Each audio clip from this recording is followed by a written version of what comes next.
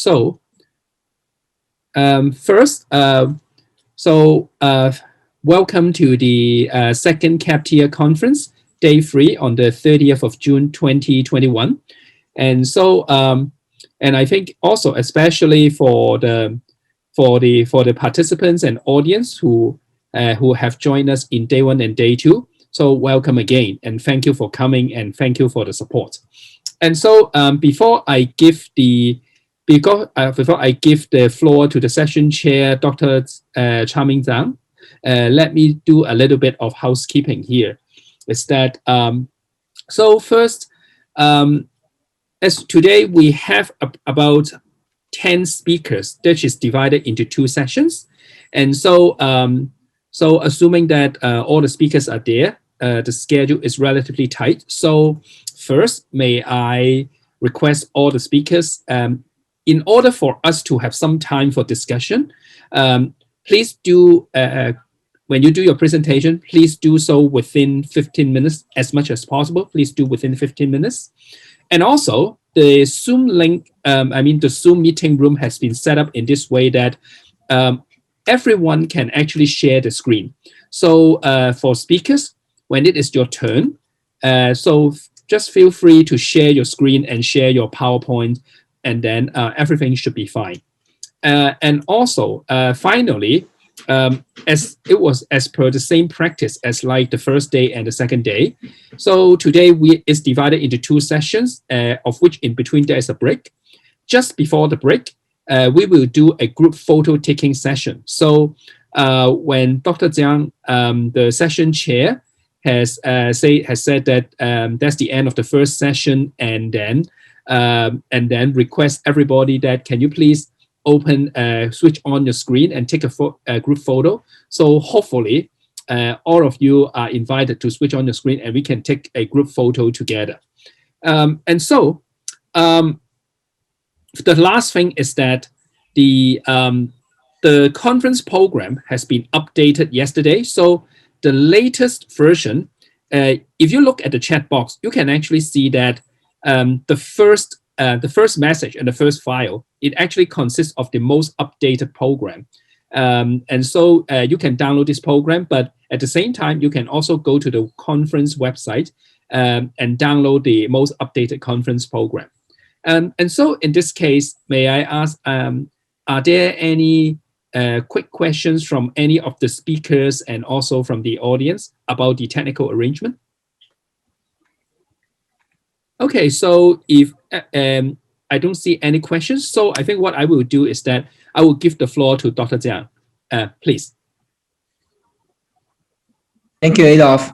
Good morning, good afternoon, and good evening for everyone, depending on where you are. So welcome to the 3rd day of the second CCAPPTIA conference. And today is the last day of our conference, but as the Chinese or old Chinese saying goes, usually the best is left to the last. So that I think describes our session pretty well. So we have 5 very renowned scholars for our session. I don't think I need to introduce them too much. So I guess I'll just get started. From Professor Thanos Pallis. As I just mentioned, I don't think I need to introduce Professor Pallis too much. He's very renowned in the research circle. So Professor Pallis, the floor is yours. If you want, you can share your screen.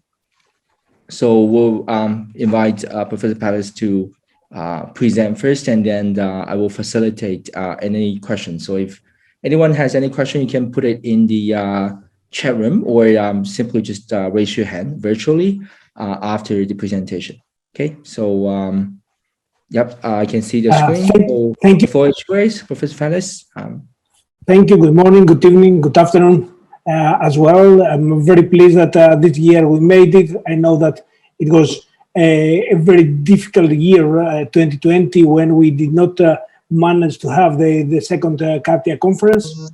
And my presentation for the next 15 minutes, will focus a bit on what happened last year, because as we all know, this has been a very unique year for shipping at ports, and I will try to present some work done in order to capture the effects of the COVID pandemic on ports and shipping.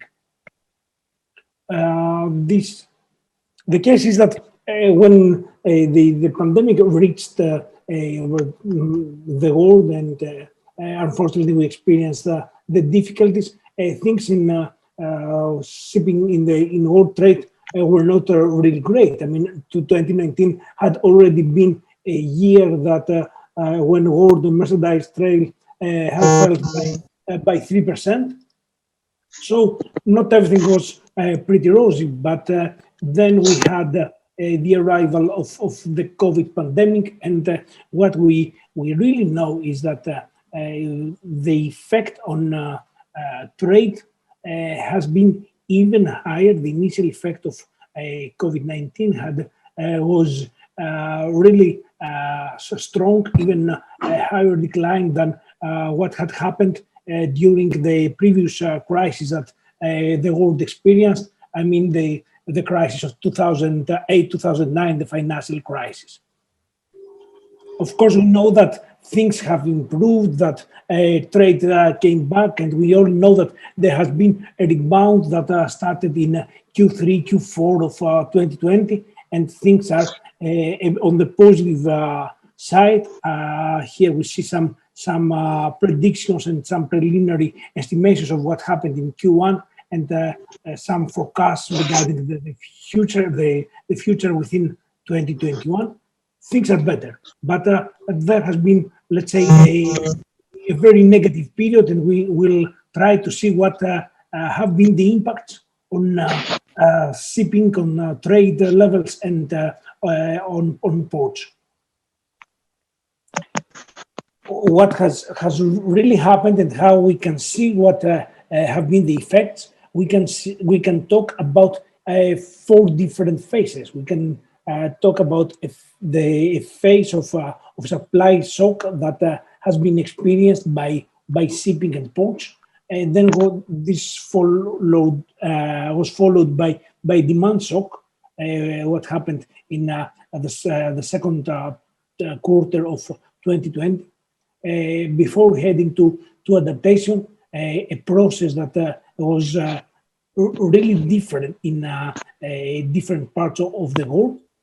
And as we speak, we experience this ongoing 4th phase, which is a phase of diverge effects, a phase of different epidemiological outcomes, but also a phase of different trends in countries that experience the pandemic more or less. These trends, these supply chain shocks, were really portrayed, were reflected when we look on seagoing vessel calls. In past times, we would have to use national statistics to see what happened, but the great news is that thanks to modern technologies and AIS systems, we can have the data almost available on time. So here we see what have been the trends in to 2020 comparing to 2019. And here I'm afraid that we have the four different phases. And phase 1 that the system experienced following the outbreak of the COVID pandemic. Phase 2, then we had a phase 3, which is the adaptation, and a phase D, that is the diverged trends that were present in vessel calls. Here we see all types of vessel calls in 2020 in all ports of the world. And we can see the decline, the major decline, and the adaptation process that commenced during Q3, and Q4 levels, the last quarter of 2020, we experienced a number of calls around the globe that has been similar to what had happened in 2019. We have the 4 different phases. Okay, these are the 4 different phases in full illustration. In a year that had started rather positively. The case is that if we go further, we will realize that this effect happened in some parts of the world and not all different parts. Working as part of a team that we tried to explore at UN level, what have been the impact of COVID in the case of different regions around the globe. We see that in 2020 we had a decline of vessel calls that has been almost 10%, but the effect is different in Asia, which is the best performed region. The decline of seagoing vessel calls has been the lower one when we compare the different continents. On the other hand, we have a double-digit, excuse me, there should be something more there. Europe, okay, perhaps I cannot really illustrate that, but Europe and North America were the two regions that experienced the worst decline in the number of vessel calls that reached the ports in these 2 continents during 2020. Exploring data further provide us another piece of information which I think it's really interesting. Here we see the different trends in the different countries per quarter, trends of vessel calls. If we focus on Europe, which is one of the regions that experienced one of the major declines, we see that following some minor negative impacts in Q1 of 2020, we had a major decline in 2020 in the second quarter of 2020.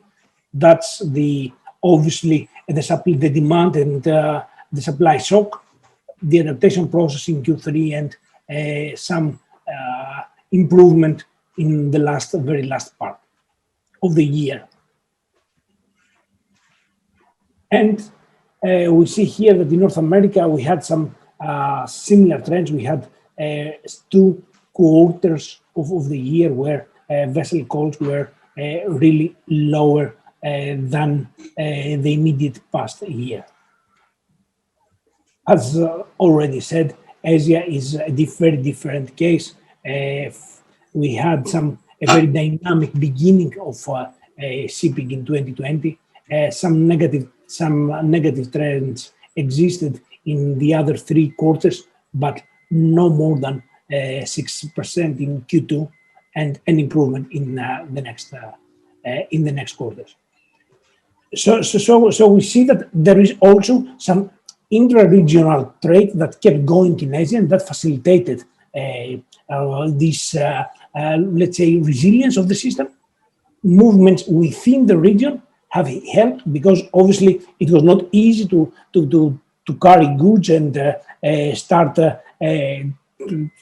transporting maritime trade to other continents. But within Asia, there has been some intra-continent movements that facilitated this comparatively positive trend.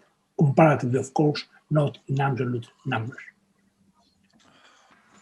And also we can see something which is really important if we go further in the analysis and see how developed countries performed comparing to developing countries, or LDCs, the least developed countries.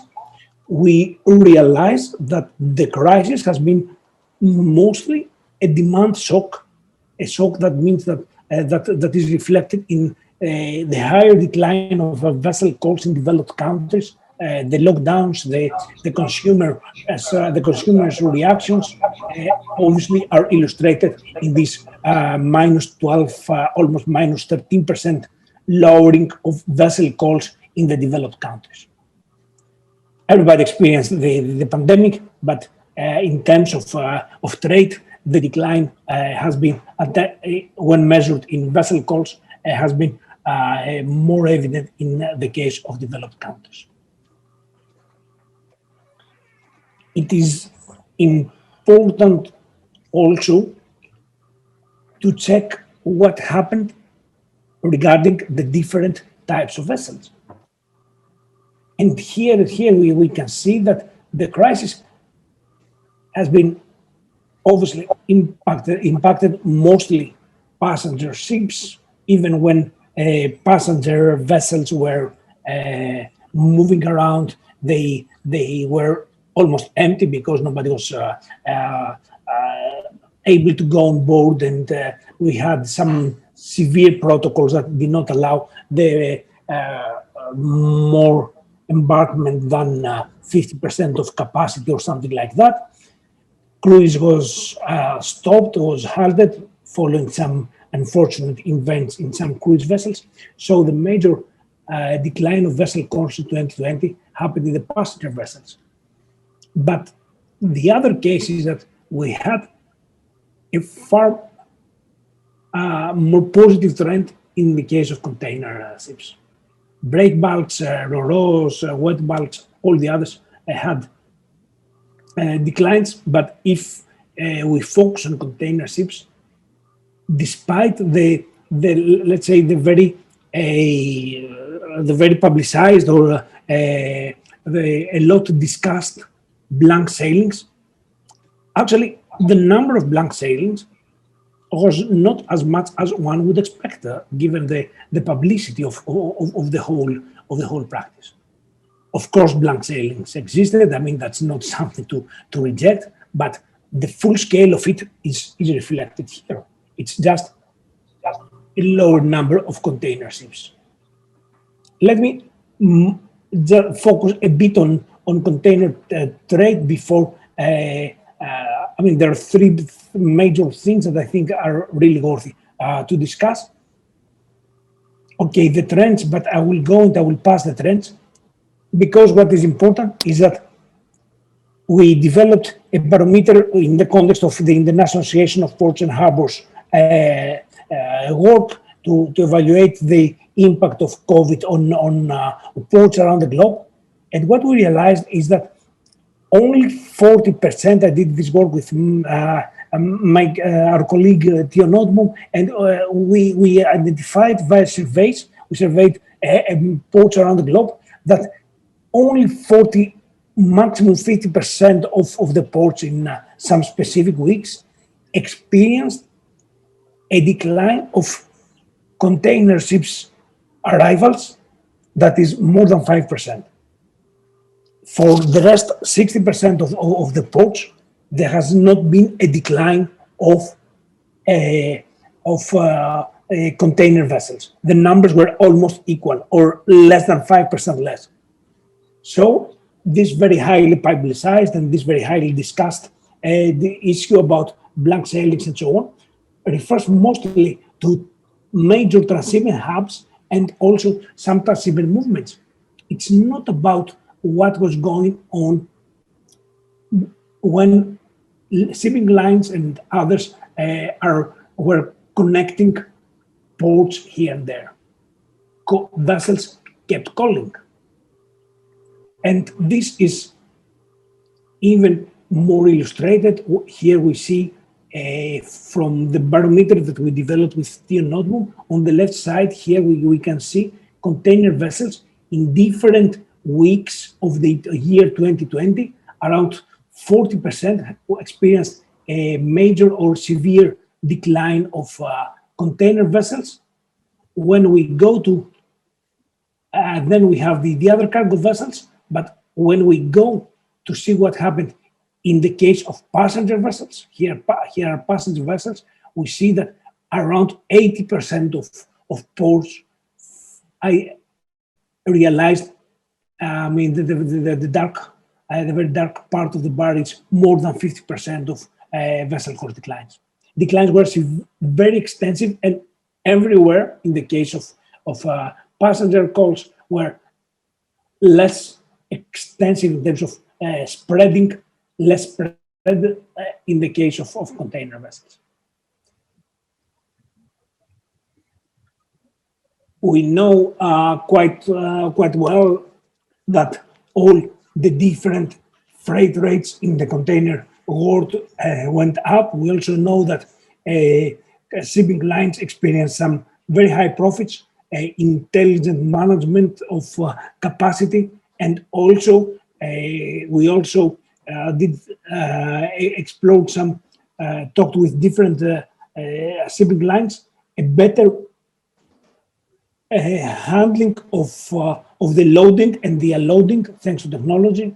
I mean, these things went in parallel, facilitated the profits of shipping lines to go better, but the freights went really high. But I guess that this is common knowledge, and I will not focus more on that. Two more things, one related to liner shipping connectivity, and the second one related to the adaptability of ports and what they did in order to adapt to the situation.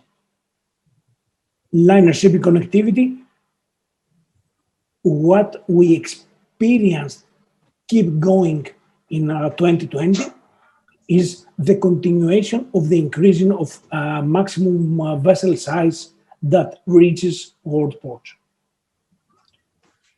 The red line is the liner shipping connectivity index that is calculated by UNCTAD. This is something that is very highly published, but if we disintegrate that, which is less public, I would say, having this data, we can realize that the positive trend was in the case of the maximum size vessels. Vessels keep going bigger, and to a certain extent, this led, this yellowish line is the deployed capacity. That increased the capacity, but that makes sense. Capacity did not increase so much due to blank sailings, but overall, we had an improvement of the liner shipping connectivity index, mostly, or I would say almost exclusively due to the increase of vessel size, the continuation of the increase in vessel size. And this is the liner shipping connectivity index in quarters for the two last years, into 2019 and to 2020. If we look the long-term trend, we see that the maximum vessel size per TEU, this light blue line, represents a trend of increasing maximum vessel size that is taking place over the last 10 years. And we know that this is a structural phenomenon in case of container shipping, but what is really important is that this kept going and happening even when we had the crisis of the crisis of COVID. On the other hand, it's not difficult to see the red line and the trend of lower number of operators. If we have an index of 100 in 2006, we see that in 2020 we have a lower number of operators. As we know, alliances and merging of shipping lines keeps going.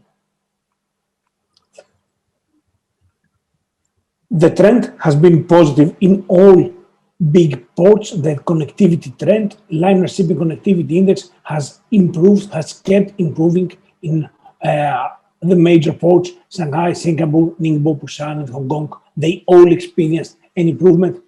Hong Kong less than the others, but the connectivity level of connectivity index in the major ports of the world in terms of connectivity, the best. These 5 ports are the most connected ports around the world.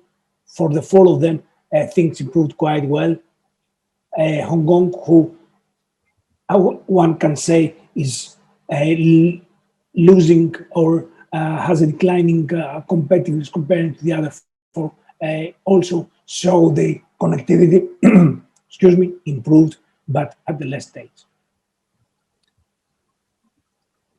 To be on time, I will finish with a couple of points regarding the resilience of the ports. We identified that the major problem that ports had was linked with hinterland transportation. They did not have major problems regarding the utilization of their facilities. They did not have major problems with the absence of dock workers or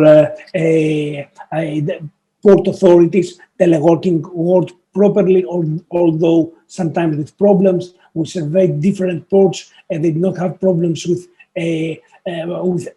adjusting their operations, but the problem, the key problem was with that they had to link the cargoes that were arriving with the hinterland. That was difficult. Truck drivers and trucking in and out, moving cargoes in and out to the port were problematic. But the most problematic thing was observed in regions, I mean, Africa, Latin America, regions where ports facilitate landside countries. Cross-border transferring was a huge problem, and we have many countries reporting that created difficulties to ports to transport goods landside. I will not go further. I have a couple of questions, but because I want to finish with some messages regarding the adaptation process. We show operational adjustments by ports. We show the organizations of operations, of working, I mean, distancing, longer breaks between dock workers, all these things, and also the efforts to go as paperless as possible.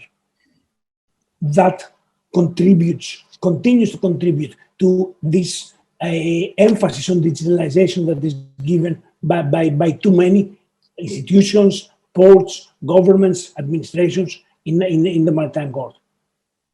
The second and too important thing was the communications coordination. We realized that there has been, let's say, the development of a clustering in responding to the challenges to the challenges that COVID produced and the pandemic and the restrictions and the measures and so on. Importantly, ports were really the cash cows in the case of COVID, because many of them reported that they tried to facilitate their users or their providers by, let's say, giving credit to their providers or paying in advance their users, paying in advance their providers, and also facilitating the payments by users in order to allow them to stay in the market. And that was too important. And public ports were able to do that at more flexibly than the fully privatized ports that faced some difficulties. I will not name specific ports, but that was reported. I talked already about the coordination of hinterland links.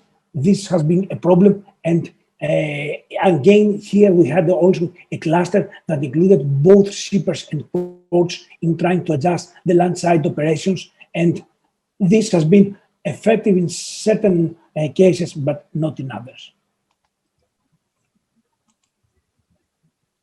One important thing, in the crisis, ports did not cancel their investment plans.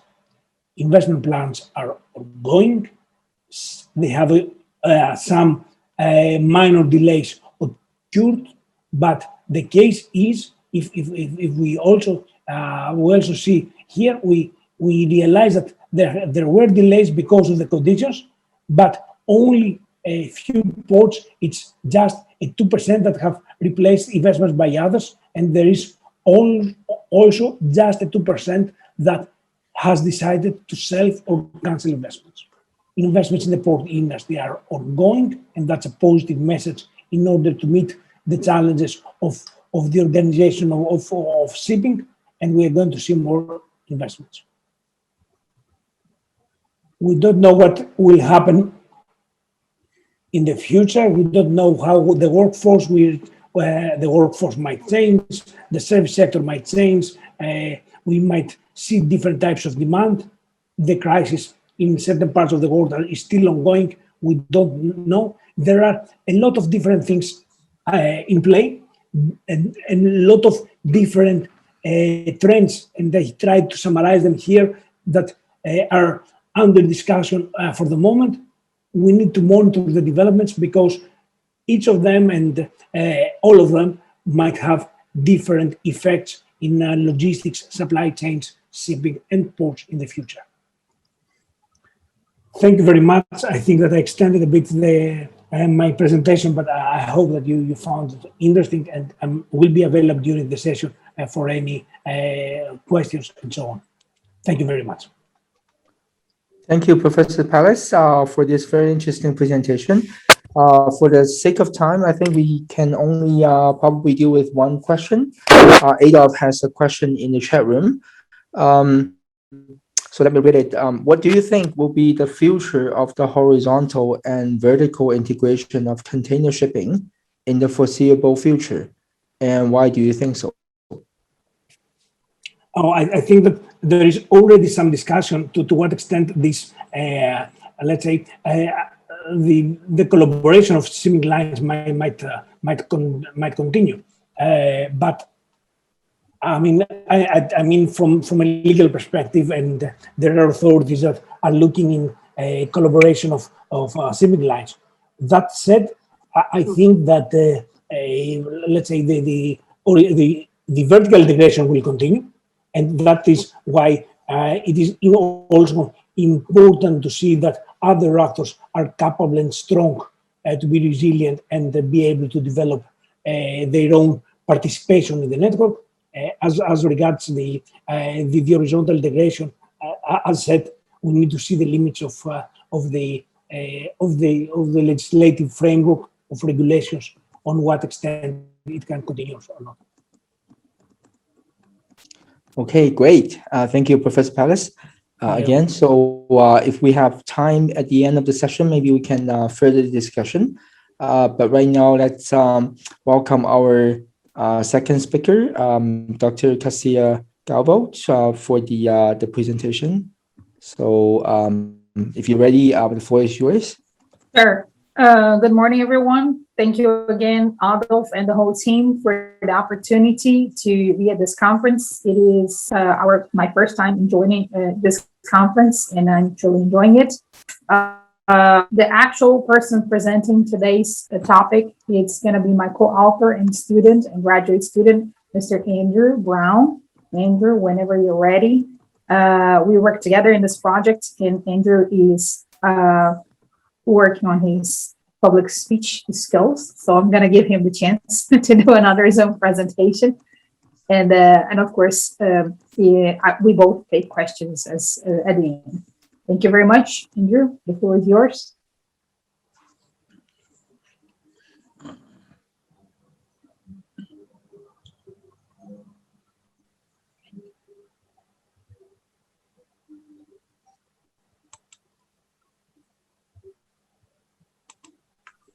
All right, looks good. Can everyone see this and hear me? Yes. Alrighty. As Dr. Galvao said, my name's Andrew Brown, and we've been working on this research for a while. I'd like to preface this with the research is not complete and it is still a working paper. So at the end, any recommendations or comments would be very much appreciated.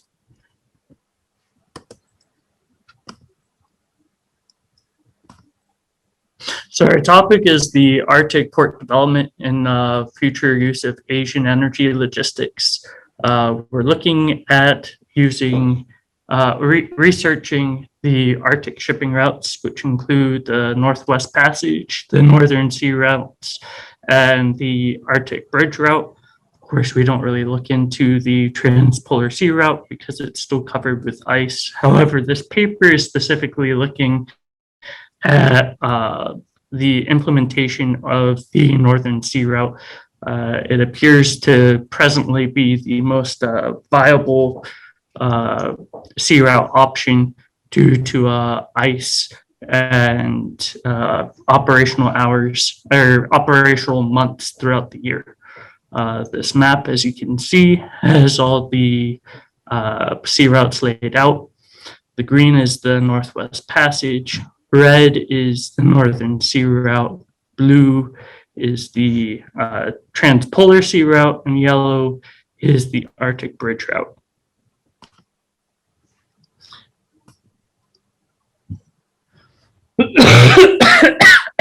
Excuse me.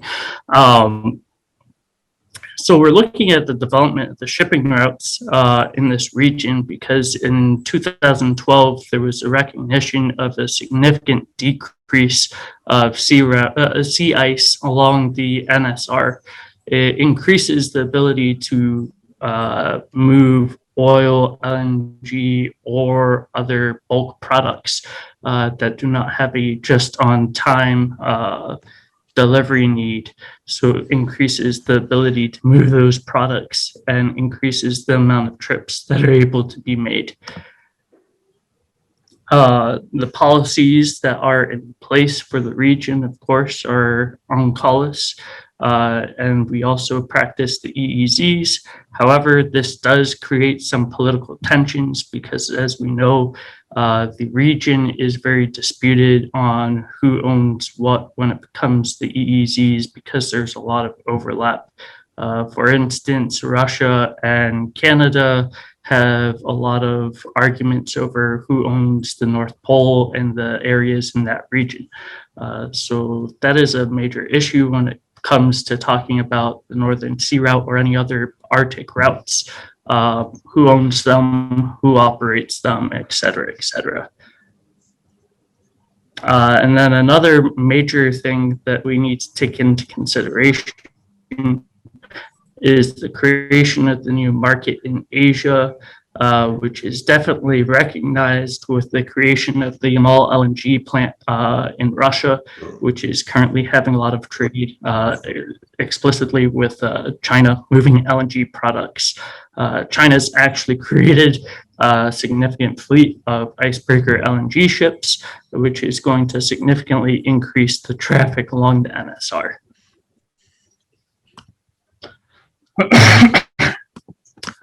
So our research problems, we're looking at the NSR becoming a viable option because of energy resources needed in Asia and needing to increase the speed that we can get them there. So we're looking at should port infrastructure be developed or fostered under the considerations, and what would be the additional services needed to support the increasing commercial shipping activity in the region. For example, we only have so much search and rescue resources in the area, oil spill resources in the area, ice breaking, things of this nature. And that's going to be discussed in a later slide when I break down the ports along the NSR and their ability to act in these certain situations. So our current research structure, we've decided to describe the existing conditions of ports and support services. Again, that's in a later slide that we'll be able to see. We established 3 scenarios for an additional commercial shipping activity in the Arctic. So we're looking at a slow, moderate, and fast growth from the time of 2020 to 2030. We selected that 10-year time period because that's a significant amount of time to see and process any changes that may happen or predict any changes that may happen based off of research that is openly and readily available. And then we have the project, the additional need for port development and support services based on our first 2 steps of the research structure and their findings.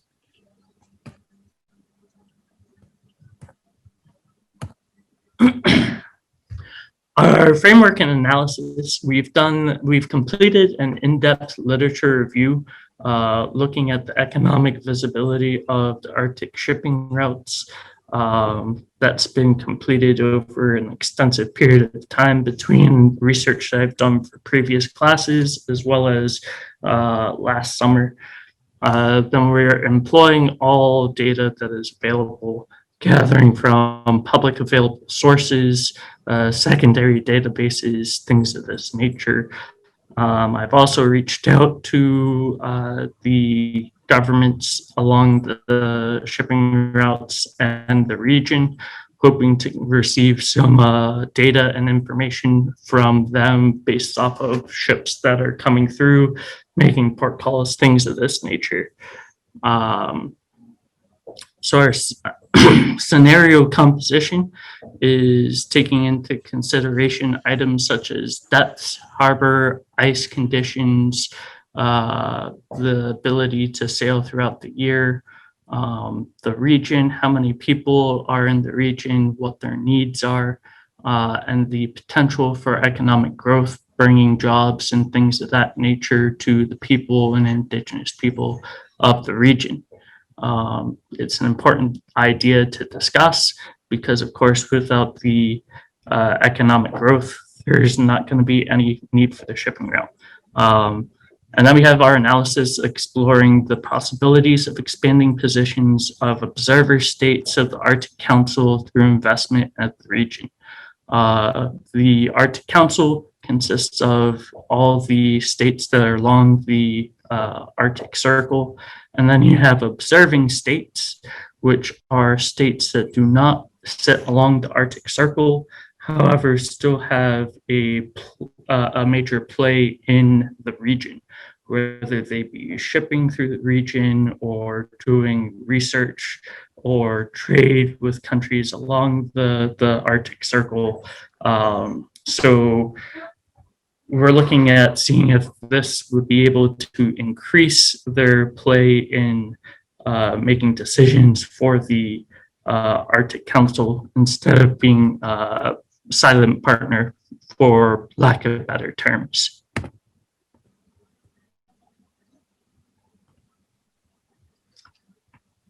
My apologies, I have that slide in there twice. So again, this is another map that has the routes that are in use. And as we can see, coming across Russia, we have less landmass to be worried about, which is convenient when it comes to ice and sea ice and being able to navigate freely. However, something that does need to take into consideration when it comes to the routes is the lack of maps that are accurate, as well as shallow routes. That's another thing that is more convenient about the Northern Sea Route, because the Northern Sea Route actually has the ability to select several routes within the sea route based off of your draft of your vessel. So this is the slide that I was talking about earlier. That discusses your harbor size, your harbor types, and then you come along to this area and you have search and rescue capabilities, operations of search and rescue, oil response assets, things of this nature. So this is something that needs to be significantly increased to make the operations of the Northern Sea Route more viable, considering that you only have 4 people down in Port of Dickens, and then in Tiski and Pevek, you only have a 3-man team operating for oil response and search and rescue. And you only have them open for July through October, and then Port of Dickens is open year-round. However, I believe that I've read that Port of Pevek is going to actually increase to, instead of July through October, to year-round as well, because they are going to increase their container shipping operations as well. So that is something that I need to update on this chart. And then these are all the ports that are in the region currently. The reason that this port is in red is this is solely a military operations port, specifically for Russian submarines.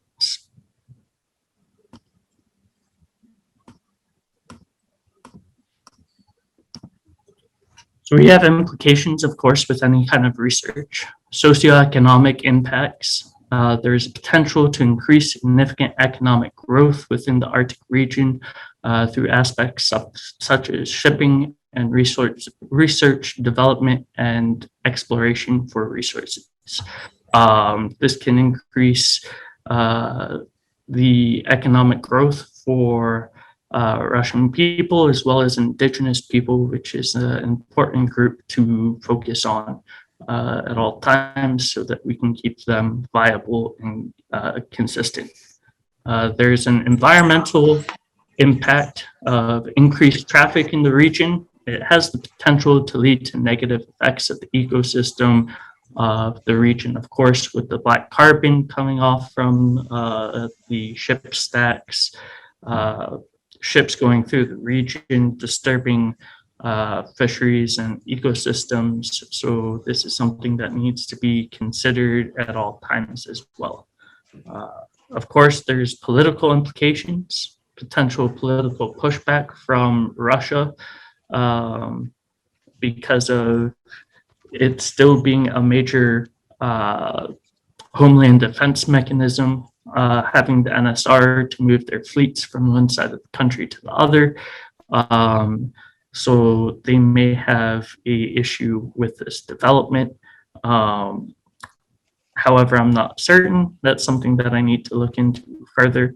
They also may have potential issues with increasing shipping and thinking that it could affect their partnership with China. So they may choose to still restrict how many people go through, things of this nature. And then there's potential for scientific growth through international partnership with increasing search and rescue resources of partnership outside of the Arctic region through the observer states. We also have the ability to increase their ability to research and send research vessels into the region, working with partners along the Arctic Council. So it allows for further understanding of the Arctic region, possible ability to increase the mapping accuracy and things of this nature. Then we have our literature consulted through our literature review. And that is what we have so far. Any questions or suggestions?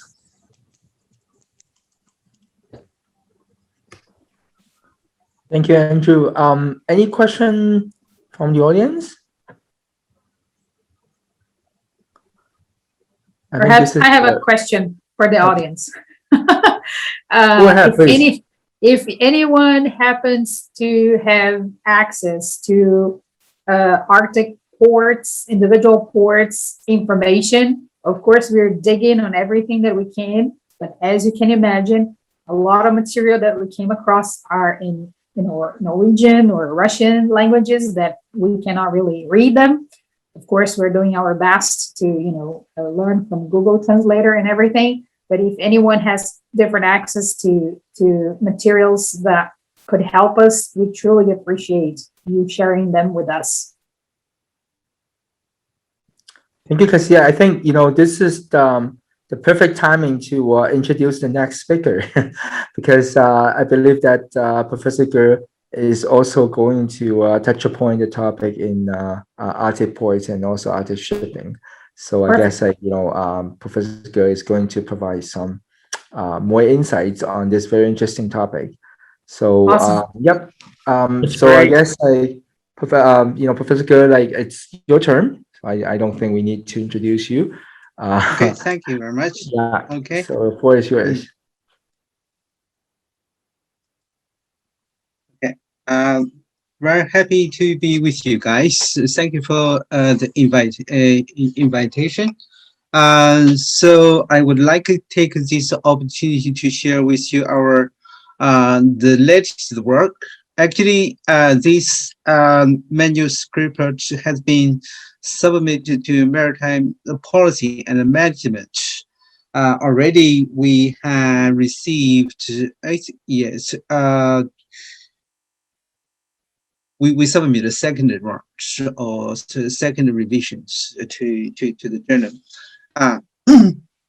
So we have done investigation on Arctic shipping for a couple of years since the first time CCAPPTIA took the place in Canada. So this time we focus on the application of the Arctic shipping emissions for maritime environment. I would like to keep my presentation within 15 minutes. Okay. So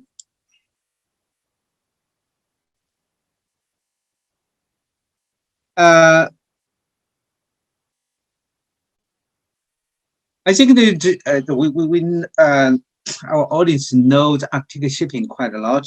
So I just give the quick background information. Arctic Circle is rich in wildlife and oil resources with a number of ports and a sizable population bases in this region.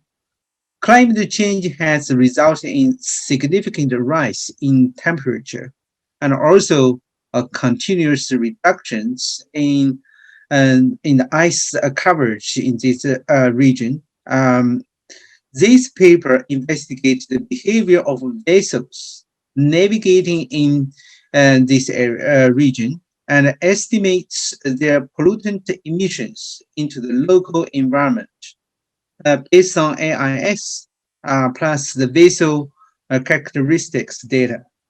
The purpose of investigation is to gain the valuable insights and constructive advices into the impacts of pollutant emissions on the environment in the Arctic.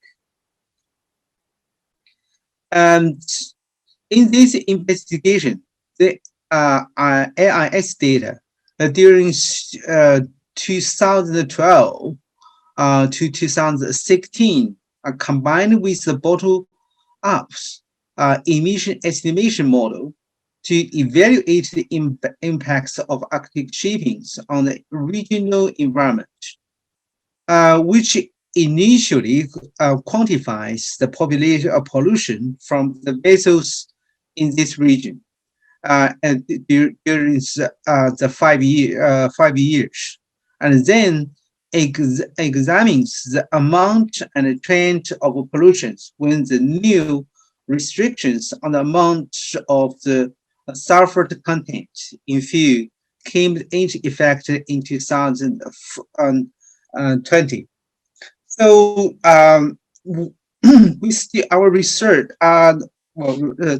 research horizon still up to 2020.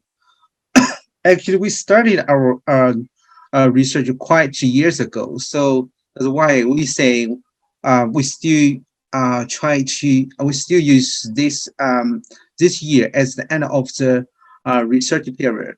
Okay. This investigation empirically shows that the emissions along the Arctic routes are not as a series as thought and are able to be naturally processed daily. Therefore, more vessels may be accommodated in this region. The intellectual merits of this work lies in three aspects. First, quantifies the ship emissions in the region. The second, provides the Arctic shipping pollutant emission inventory, and also predicting ship emissions in the Arctic when the sulfur policy changes in 2020. So we divided the Arctic into the four domain. As you can see here, we talk about the domain one. Actually, is a circle with the dotted black circle. And the domain two is the area surrounded by the red the dotted line. Okay, this is a circle. And the domain three is the area surrounded by this green line. Okay, and domain four is the area surrounded by this yellow line. Okay. So this is the data we use. The first, we use the ice data, and also we use the static data. As we mentioned previously, that's the vessel characteristics. So the periods, the data we used from 2012 to 2016. So this is the data. This is the data we actually calculated.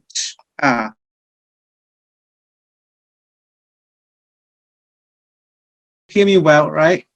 Yep. Right now it's very good. Okay. So just I show you this table. This table shows us that our methods give quite similar results to what has been reported in the literature. We use the bottom-up emission estimation model from this literature. So this is our results from this. This slide shows us the estimated emission distribution in the Arctic area from 2012 to 2016. And we can see that actually the emissions increased year on year because this area year on year it's busier and busier because more and more ships actually enter this area. And this one just shows us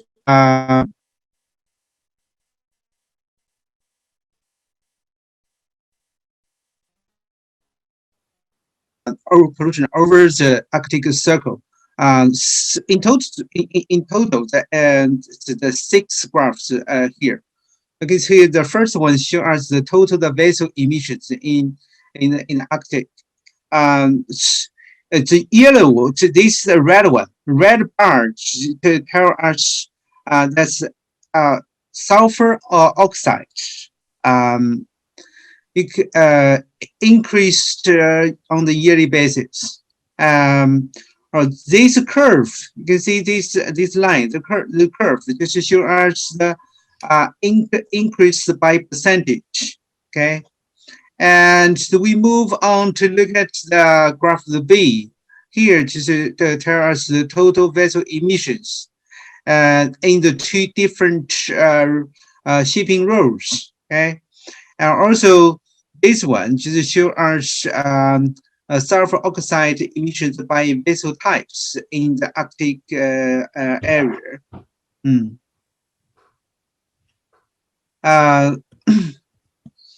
All this just show us the emissions increase year from 1 year to the other. Also, this one just show us in 2006. This is the monthly variation over 1 year. You can see the peak time, peak emissions actually appears in August. During the 1 year, this month has the most ships in the Arctic area. That's why we the emissions in this area reach the highest in 2006. This one shows us spatial emissions of each year in terms of sulfur oxide in this region. Again, we can see that you can see the emissions from one year to the other increased gradually. Clearly, it works and works. In particular, from 2012 to 2016. Now you can see that the color. The color area is bigger and much bigger. Also, it's much deeper. This is a CETO scenario stated for 2020, 2000 for us to estimate the emission inventory. We have the two scenarios to set up. The first one, we assume that the ships use HFO. The other scenario, we assume the ships use the marine diesel or oil. So also we are consider uncertainties in this area. The uncertainty comes from the different sources. Like incomplete data on vessel characteristics, such as the vessel type, GT, the engine power, the design speed, the fuel types. That means we cannot get all data exactly. We have to use estimated the data to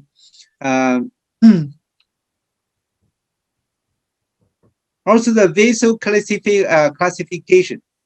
Maritime traffic is used as the reference in this specification. So we have our assumption. This assumption may not exactly right. Two factors can induce can generate errors in the processing AIS data. One is the missing AIS tracks. Although an interpolation algorithm may be used to generate the missing tracks, the error will inevitably to occur. The other factor is the calculated average AIS speed, which is higher than the design speed. Actually, we did for design technique to deal with this, and also the influence of waves, wind, and other weather conditions on the vessel conditions are not considered in this investigation.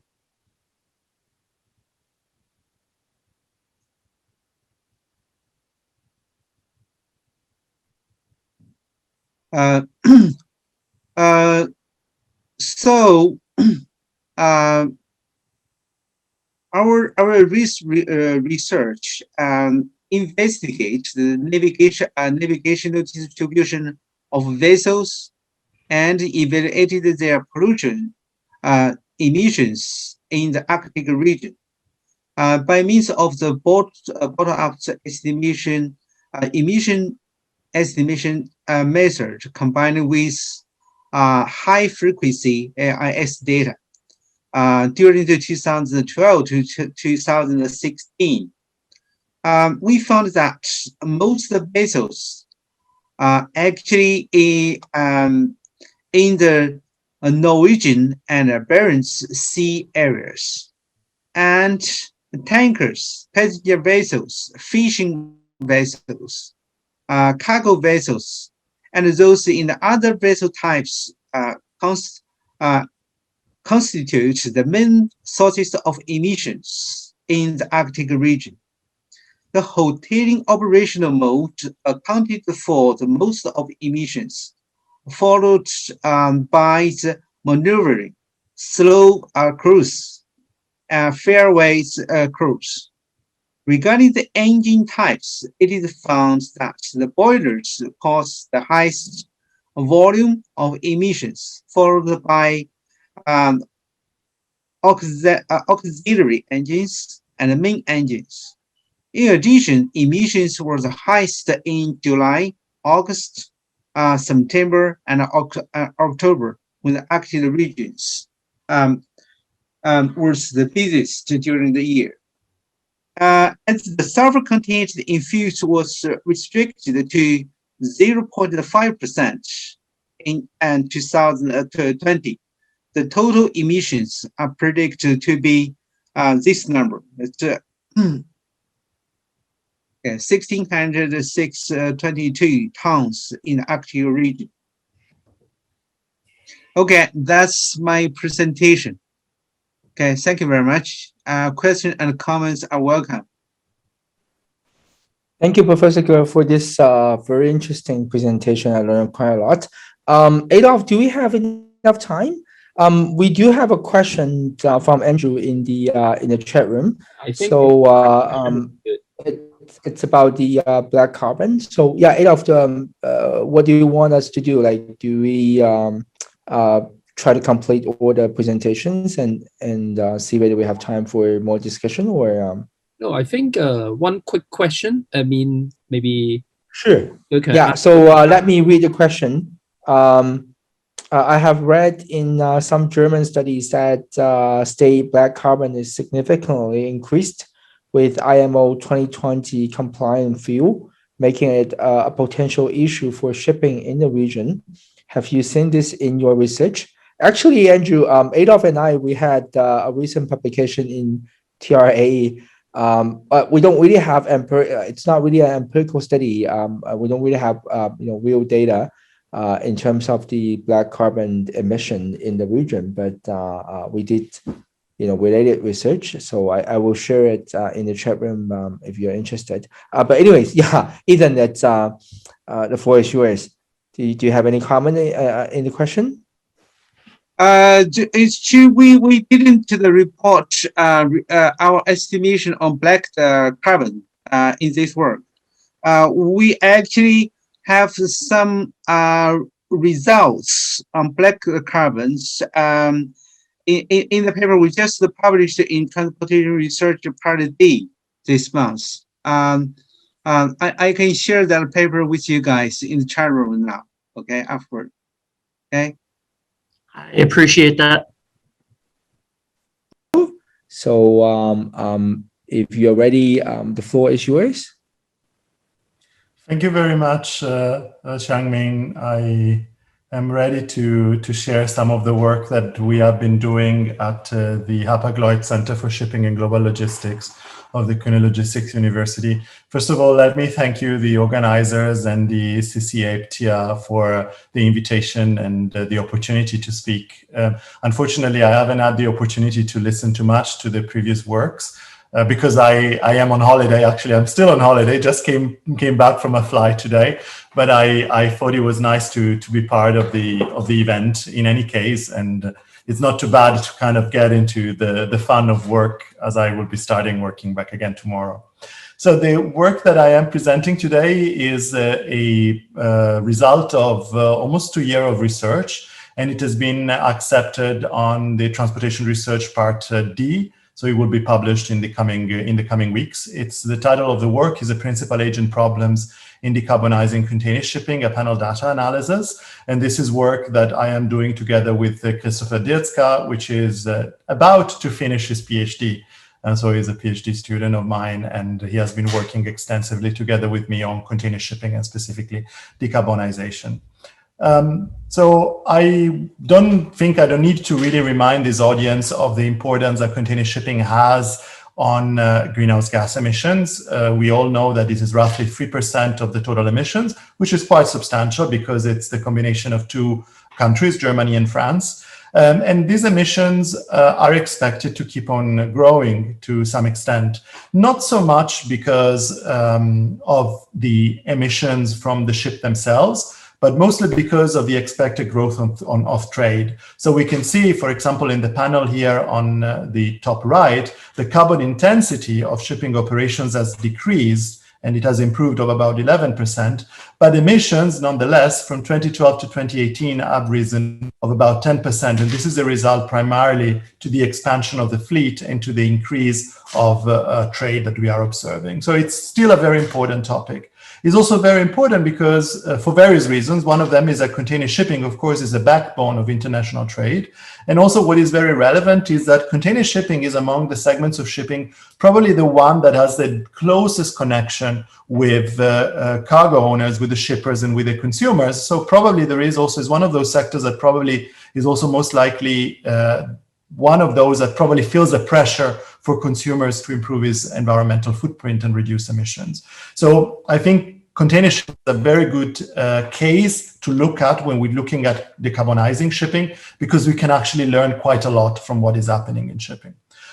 What we also, of course, are aware of is the background of what is happening in shipping overall. And what is happening, of course, that the sector is set for a very, very tight regulation that is going to come up.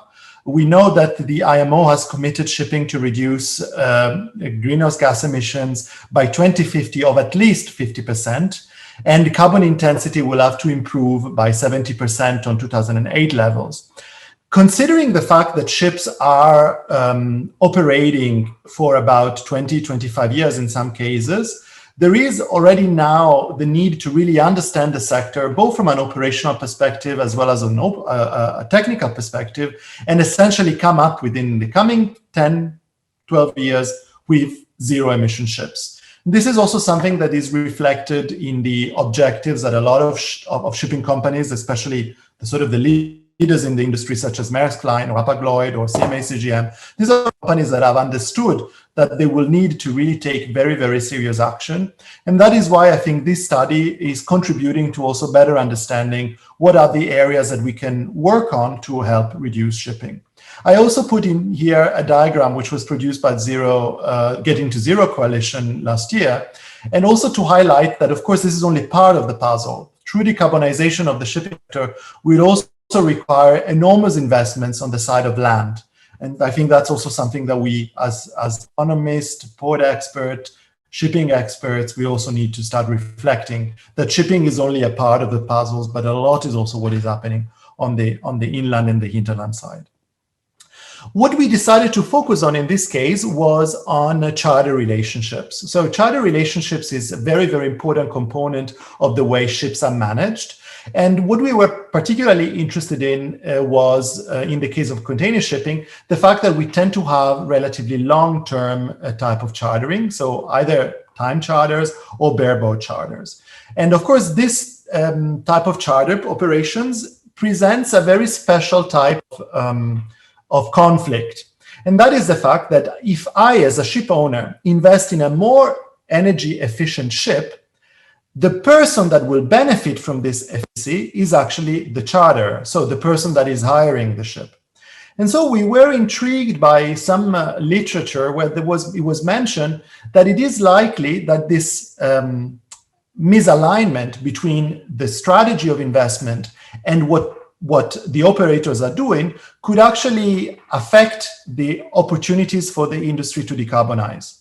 Why is this? Because if there is a new technology that allows us to reduce emissions, this will very likely also to reduce benefits in reducing fuel consumption.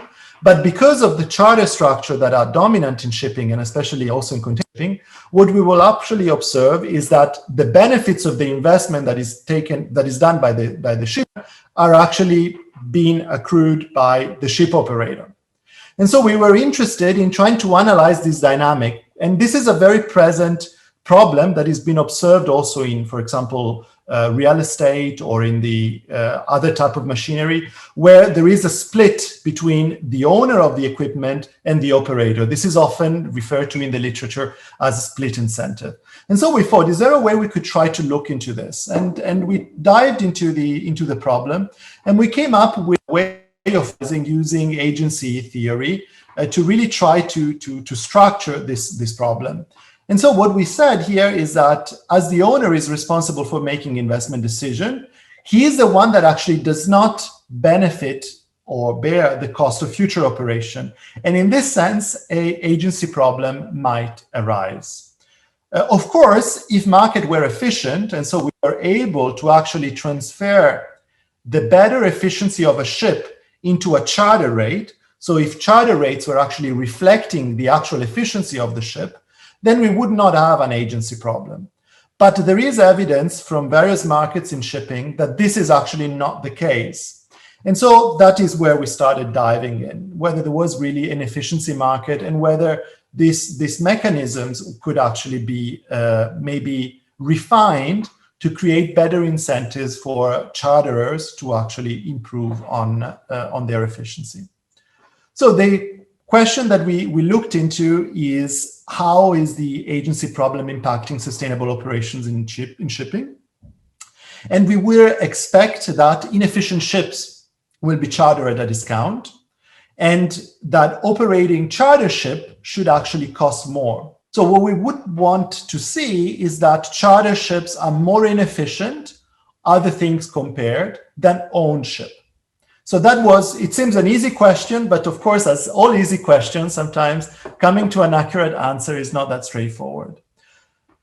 There is also, of course, literature in this, and we have seen that actually this question that we are posing is not that crystal clear. So of course, from a theoretical point of view, is interesting to analyze that.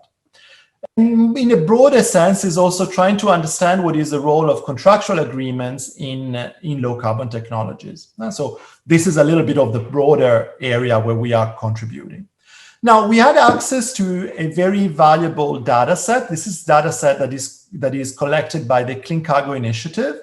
And this data set was combined with a IES data and with other data, especially for some of the technical specifications of the ship. And so we developed a model, which is represented in the figure on the left, in the formula on the left, which is a relatively straightforward model. We have built this on the basis of the literature, as it is shown in the table on the right. And essentially, apart from the usual fixed and variable terms that we have in the panel data, we also regress fuel consumption on operational factors and design factors. And then we also include a specific ownership index, which is what is represented by the gamma letter. And through this ownership index, we are wanting to capture whether there is actually a difference between owned and operated and chartered vessels. Now, the model was, as I was mentioning, makes use of this very special data set. This is collected by the Clean Cargo Initiative. This is a valuable data set because it is being collected with continuity since 2010. It represents about 89% of the container shipping industry. And although it has some accuracy problem, it is actually a very comprehensive data set. So it's probably in this area one of the best data sets that we have. And just to compare with the EU MRV and the EU DCS data set and the IMO DCS data sets, you see that we actually have a much better coverage. And we also, and of course, this comes at the problem that this is a classified database, which is not open to the public. So through a special relationship that we have built with the Clean Cargo Initiative, we were able to actually build on this data set. Now, this is the results of the model. We tested for various models, or we selected 4, which looked to be the most reasonable one. Of course, we operated on a log form of the model. And we have looked at various alternatives, also including, for example, a coefficient echo, which represents whether there has been some interventions to improve the efficiency of the ship.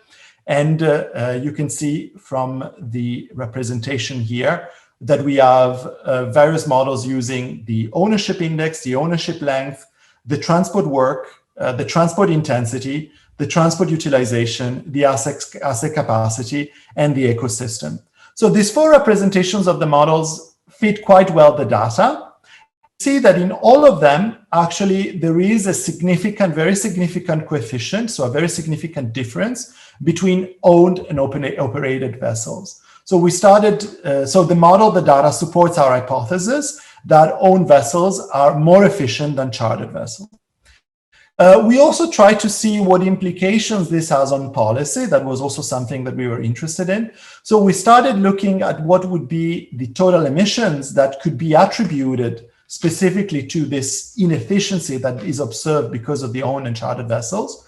And we also try to measure how this inefficiency would translate it actually in a cost element. And as you can see here, this actually could result in quite a lot of money if we are considering a cost for carbon. You can see that in the conclusion where, well, I didn't put the figure, but you can see that here, that at a $75 per ton, the cost of chartering vessels would add 2 and 36% on charter rates. And I think this can be quite a substantial component. What you can see here is also the way charter rates have been operating for the different vessels. Of course, when charter rates are very high, this cost becomes lower. So that's also something that needs to be considered. We are also reconfirming other findings in the literature where actually the cost of carbon is not as high as the variability that we are observing in charter rate. So this seems to indicate that actually a carbon tax of some form would really be beneficial in trying to increase the transparency into the transaction and also reduce this inefficiency. So we have identified to conclude that there are inefficiencies with the way the assets are owned or operated. We also see that these inefficiencies can have substantial financial consequences, and they add to the arguments for a form of regulation, so specifically carbon emissions, to actually improve the efficiency of those transactions and reduce the impacts of the principal agent problems in that specific problem. I have to say, of course, that this analysis has a caveat. The caveat is that we are not able to actually price the cost of a ship which is directly operated. So, of course, it would be, in order to really assess whether there is a principal agent problem, we would also need to verify that the price of operating our own ship is also efficient, so that the pricing mechanism is representing the inefficiency of the ship. But of course, if a ship is owned, the price is implicit.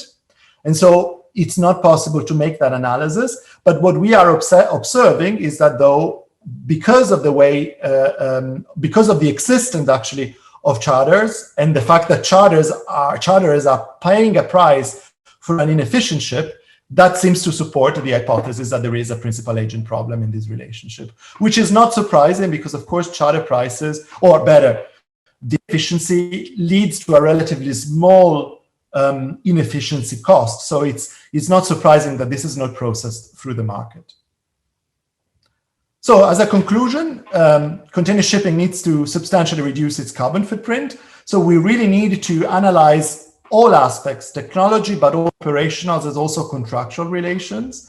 We observe that there is potentially a principal agent problems into the chartering relationship in shipping.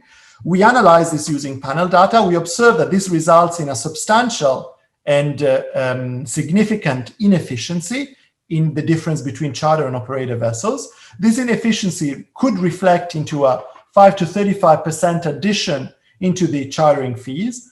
And this seems to be a good argument for a policy intervention. So supporting the argument for regulating emissions and imposing a carbon tax or an emission trading scheme. So this is all that I have to share, and I'm hopeful that you will be able to read the article soon when it's going to be published in the coming weeks. Oops. Okay, thank you so much, Professor Acciaro. It's really interesting, and I would love to read the paper when it's out. So now let's see whether I don't see any question in the chat room. Any Well, actually, Adolf has a question. Adolf, if you want, you can, in fact, just speak out and ask your question. Sure. Thank you, Michele. Very interesting presentation. Just one question is, with the COVID-19 pandemic, do you observe any new agent relationship arrangements for chartering emerging? And if so, in what way you think such new arrangements would affect the decarbonizing of container shipping? Yes. Well, of course, the data set that we are using is limited to 2019. So it's just before the pandemic. What you would observe, though, is that at the end of 2020, the entire container shipping industry started this very unexpected boom with very high freight rates. I think this is very positive for decarbonizing shipping.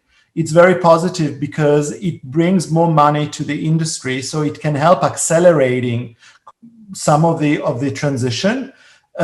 Unfortunately, though, because of the low cost of the fuel, it is even more important that we have a very, very clear policy position. When it comes to the agency relationship, I would say that this also creates an incentive for the owners to also try to improve their ships, because at the moment there is money in the market. So we can as well accelerate the transition towards a low carbon shipping by implementing greener ships or low carbon ships. And I think they surprisingly, the COVID-19 indirectly, because of course the very high freight rates and the very high utilization that we are observing in the industry are not the result only of COVID-19, is a variety of things that maybe you have discussed in other sessions. That is a result of the way capacity has been managed, has been the results of actually a learning curve that the container shipping industry has been going through. Also the necessity probably to transform the fleet, and so the understanding of all those problems. But I would say this could probably be surprisingly a positive impact to decarbonization. Thank you very much, Michele. Time constraint, so probably let's move into our very last presentation of the session. So let's welcome Dr. Stephen Messner for the last but not the least presentation of our session. Thanks for inviting me to speak here. Let me share my screen.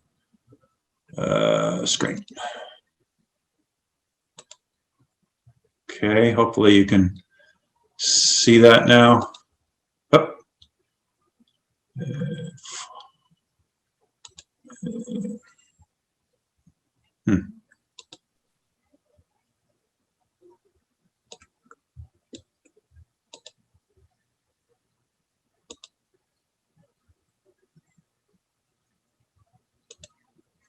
Okay. So my paper goes, I think, fits in well with the previous three papers. It touches on, again, the environmental impacts from the future use of fuels in the Arctic region with increases in shipping that are going to occur there, heavy fuel oil use, and all of its effects on climate change. So I like this slide because it shows you for hundreds of years, very little changed over time with the use of fuels in ships. You can see where we started using steam, diesel, 1912. First heavy fuel oil was used in about 70 years ago, and so on and so forth. In this last couple of decades, we started testing out new fuel types for ships, but not really too much uptake in them. But in 2020, kind of a new era was suggested that we can. The International Maritime Organization made two significant changes to their requirements. One was for all ships internationally to reduce their sulfur dioxide content from 2.5% to 0.5%. So that is in effect as of 2020.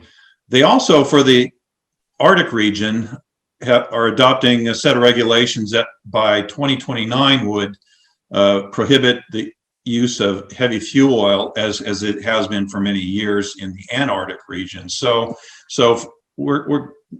this paper then, or this my presentation then looks a little bit at what does this all mean? All these new requirements here. So this is a graph that shows the different types of fuel oils that have been or are in use. Oh, sorry, that got away from me. So with some of the prices associated, current prices associated with these fuels, and you can see that as of June 6, the heavy fuel oil, or sorry, the high sulfur fuel oil on the top there is by far the cheapest. The problem with that, the only times you can use it is if you have onboard ship scrubbing systems that are expensive to operate and negate a lot of that cost advantage. So most operators are using either the compliant fuels, the very low sulfur fuel oil at 0.5%, which are really old mixes of the heavy fuel oils that were used in the past with the one on the bottom, the marine diesels. So you get different formulations and different emission characteristics because of each fuel supplier does it a little differently to comply with this new 0.5% sulfur content limit. You can see also on the price, there's about a 14% penalty for buying the distillate marine gas oil versus the 2020 compliant sulfur fuel. This is a complicated graph. I won't spend too much time on it, but the key here is that this talks about what's the phase out of heavy fuel oil in the Arctic region. Many were disappointed by the fact that the IMO is only extended that transition period to 2029, so that's 8 more years. So what this shows is on the bottom, the immediate impacts of the heavy fuel oil phase out are very limited, maybe 30% in carriage, only 16% on emissions, and reducing black carbon emissions, perhaps only 5%. Shift to the top, that's what many advocates would like to see. That, in other words, this would be the situation in 2029 when HFO carriage and HFO use in the Arctic are potentially banned. That would also reduce black carbon emissions by 30%, assuming that these ships would all use distillates, which are, like I said, are a little more expensive, but less intensive on pollution. This is another, I thought was an interesting graphic about what types of vessels are consuming fuel in the Arctic region, and how much fuel are they consuming. Then this is for a very recent year, 2019. And it's from AIG data sets that have been referred to previously. You see, a lot of it is the last on the right is oil tankers and LNG tankers. This LNG project that has been mentioned previously by prior speakers has really created a lot of extra emissions and tanker traffic, if you will, in the region, and that's all along the northern route that the previous speakers touched on as well. Just some of the other categories, you can see fishing vessels. There's just so many of them that they contribute to, but they all use distillates. They don't use heavy fuel oil. This is a interesting graphic. It tracked the different ships using heavy fuel oil in the region. Again, this particularly pollution intensive fuel that's going to be phased out in the Arctic by 2029. As I said, many advocates would like to see it phased out much faster. So for the 165 ships using heavy fuel oil in the region in 2019, a lot of them were just carriers of cargo, not the big container ships so much, just general cargo ships, passenger ships, but also LNG tankers. One of the things I learned from this from my recent updates here to my prior work is that LNG tankers, surprisingly, a lot of them don't use LNG as a fuel. It's difficult to actually take LNG off the storage tanks and burn it in engines, so they have heavy fuel oil, heavy fuel oil, and just augment it with some off gases from the LNG that kind of occur during breathing of the LNG tanks during the transport process. So, so the net effect, and this is just similar to some of the previous graphs, but this shows in the Arctic region what was the intensity of activity for heavy fuel oil burned in the region. And you can see that along the northern route there between China, Kamchatka, if you will, for Russia, and then Europe, there's just a trail of it. And a lot of it's these LNG and oil tankers that are coming all the way around that route, and then resupplying or offloading their cargo in Europe. You can see other hotspot areas for HFO burn, just general cargo activity around Greenland, Canada, and Europe. So this is something that I showed in my 2018 research and presentation to this group, is the layer of particulates, black carbon, and sulfates that can build up in the atmosphere in the Arctic. This is because very stable air masses typically, and this shows very clearly over the Brooks Range in Alaska how that forms. So, and it not only forms in the air, creating issues for climate change and health, but also the black carbon can precipitate out and settle on the ice masses. And when black gets on white ice, it accelerates the melt. What this graphic shows is, well, I guess I talked about the health impacts of these particulate clouds in any region, really, whether it's lower latitudes or higher latitudes. What this shows here, it's just projected premature deaths, on a 2015 baseline versus some of the future baseline, current legislation baseline, CLE, which already show, because of things like phasing out high sulfur oil, other transportation fuel changes, already we're seeing quite dramatic projections in the positive impacts on human health. MFR is maximum feasible reductions. Additional measures would have to be taken, but you can see why there's this push to phase out these high particulate fuels and go to less intensive pollution types of things like distillates and alternative fuels. This is an interesting graphic because there is a reality in moving emissions north, is that you cut travel times by an estimated, this estimate was 37% in 2030 and 43% by 2050, just because the traditional routes are just a lot longer than the northern route.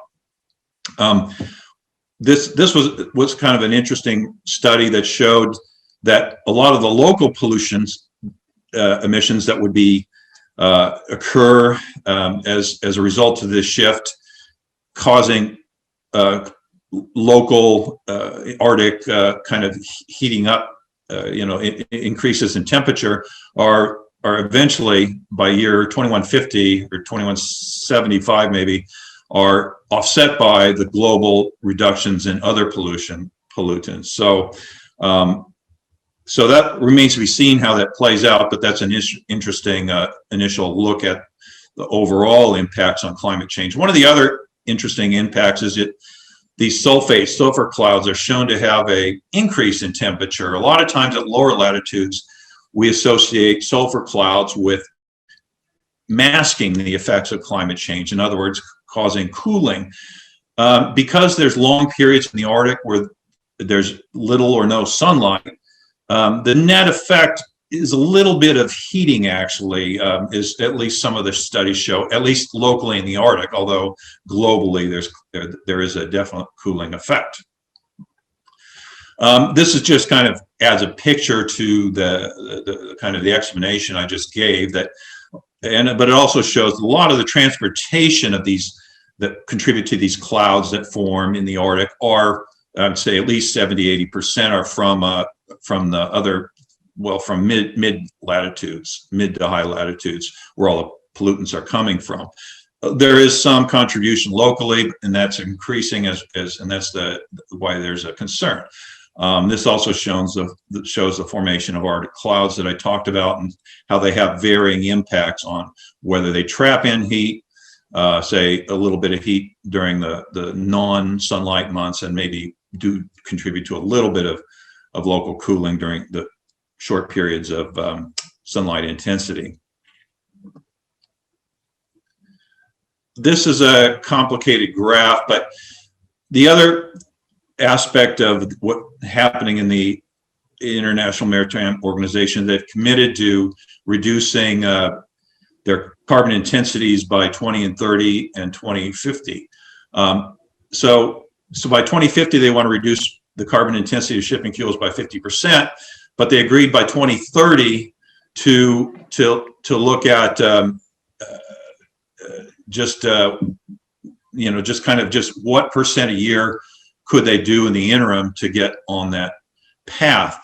Well, they decided on 2%, but because of, and that's this graph right here, right in the middle, is because of increased activity internationally in shipping, it's actually going to contribute to overall increases in CO2 emissions in shipping. So what has to happen to get to the Paris climate agreement kind of levels, 1.5 degree, no greater than 1.5 degree centigrade rise globally, is you're looking at 6 and 7% reduction, annual reductions in carbon intensity in ships is going to be needed. So a big difference between the interim agreement at 2% and what's really needed at 6 and 7% is the point of this graphic here. So let me conclude by saying that there are still a lot of things going on in this area as we look forward to the future of fuels being used globally as well as in the Arctic. Arctic Council still has commitments to reduce black carbon in the region by 2025 by quite a bit. Is that going to happen? It's not clear yet with unless they ban the phase out of heavy fuel oil. International Maritime Organization, and they're going to reevaluate that problem I just mentioned about the big difference between 2% annual reduction and 6 and 7%. They're going to reevaluate that, what they're going to do in 2026, and conclude if they can go on a path of faster reduction. And that in turn would accelerate the necessary shift to non-petroleum fuels. A lot that didn't seem possible to me even a few years ago has entered the realm of possibility. I go back to the first slide I showed, which shows the kind of the paradigm shift that's, I think, is occurring in shipping fuels. And we talked about, are they going to accelerate the HFO ban in the Arctic or let it ride till 2029? There's a lot of concerns with indigenous people and the impacts on their health and the increases in shipping that are going to be occurring there. So thanks for the time here. I would welcome any questions. Thank you, Dr. Messner. A very nice and informative presentation. So I don't see any comments and questions in the chat room. If anyone has any question for Dr. Messner, like, you can virtually raise your hand and raise your question. Changmin, I have a question. Yeah, go ahead, Mauli. Yeah, Dr. Messner, I wanted to find out, when you say black carbon, what does it entail? What are the things that constitute black carbon in the Arctic? Well, black carbon is formed during, just because of incomplete combustion of fuels. And the more heavy the fuel, the less quality that goes into fuel, the more of this incomplete combustion occurs. And that's why heavy fuel oil is a bigger emitter than say distillates or things that are cleaner. Yeah, and these are the things that can go up into the atmosphere and eventually come back down and precipitate it out, form either in the clouds for a while, but then they precipitate out on ice and accelerate melting. Moali, did I answer your question, or were you asking something else here? No, you answered. I think I was speaking to somebody, and he was also talking about the fact that, like, the carcass of animals in the Arctic. I don't know if that also constitutes or can be a source of black carbon. What is the source of black carbon? Like the carcass. What? The carcass, like dead bodies of animals. Oh, yeah. Well, I don't know about that. I mean, Arctic, higher latitude region forest fires in the taiga areas are a contributor for sure. And when those occur, flaring in higher latitudes from, say, Russian oil operations are a contributor. I think the carcasses are more, seems like they form methane more than black carbon to me, because black carbon has to be, you have to have something burning. Thank you very much. You're welcome. Thank you for the question, Moali. I believe that the two papers that have been uploaded to the chat room, they're both at least related to the black carbon topic. So if you're interested, you can also check them out. Anyway, so I think we had a wonderful session. So I'm going to hand over the duty to Adolf for maybe photo taking. But thank you. I would like to send my appreciation to all the speakers in the session for this wonderful presentations. Thank you very much, Changmin, and also thank you to all the speakers and also all the discussants. Really, really great presentation and very nice discussion. So before we have a break, I think let's have a group photo together. So if possible, may I invite everyone to switch on their video so that we can take a group photo together. So let's wait for a second and make sure that everyone switch on their video.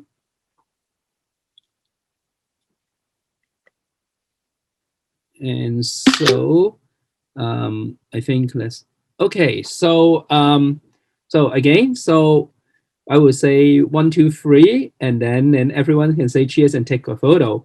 So like 1, 2, 3, cheers. And okay, so well, thank you very much. And I know we're a little bit late, but then what happened is that I just received a message in the next session. Initially, the first speaker, Professor Faisal Kant, he has some other commitments, so he will not be able to join us. So that in the next session there will be 3 speakers, and I think in terms of time we should be pretty good. And so for me, let's say 5 minutes break, and then we can restart it at 12. Actually, it's Beijing time, so we should start at 12 at 11 a.m. Winnipeg time. And so by that time, then the first speaker will be Professor Gordon Wimsmeyer. Thank you. Let's have a break, and we will come back in 5 minutes. Thank you. Thank you.